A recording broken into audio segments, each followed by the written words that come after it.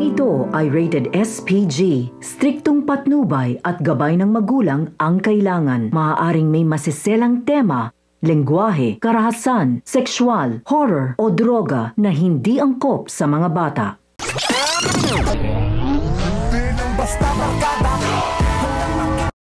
Mapapansin ni Erica na tila mabilis na nagkasundo sina Santino at ang kanilang lolo Gustavo. Kahit papaano ay naisip ni Erica na nagkaroon sila ng kakampi sa mansyon.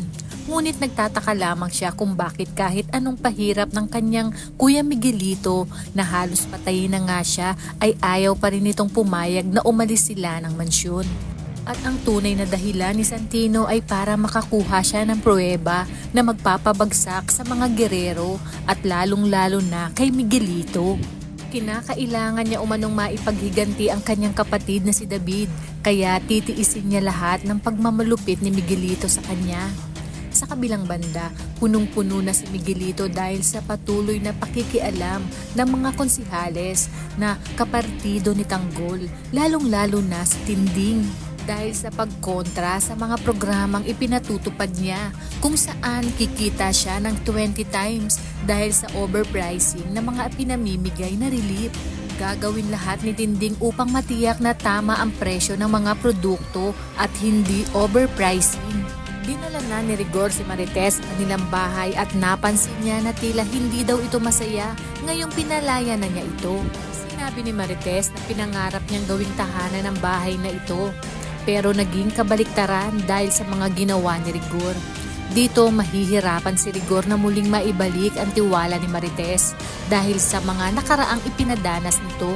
Sa pagkakataong ito, si Marites ay palaban na at hindi na natatakot kay Rigor. Kaya nga nakakuha siya ng pagkakataong tumakas ay agad na itong sinunggaban. Balik pandurukot naman ang mga batang Quiapo sa Divisoria, kagaya ng mga nakagawian nila. Dito sila sanay upang matustusan lang ang kanilang pangangailangan. Dumako naman tayo sa mansyon ng mga gerero kung saan makakakuha ng ebidensya si Santino na si Miguelito talaga ang nagpapatay kay David. Sa tulong na rin ni Gustavo. Lahat ng paraan ay ginawa ni Gustavo at kahit mga tauhan ni Miguelito ay nagawa niyang mapaamin. Kaya naman labis-labis ang pasalamat ni Santino sa tulong ni Don Gustavo. Dito na nga babawi si Don Gustavo sa lahat ng pagkukulang niya sa kanyang mga apo na anak ni Marites.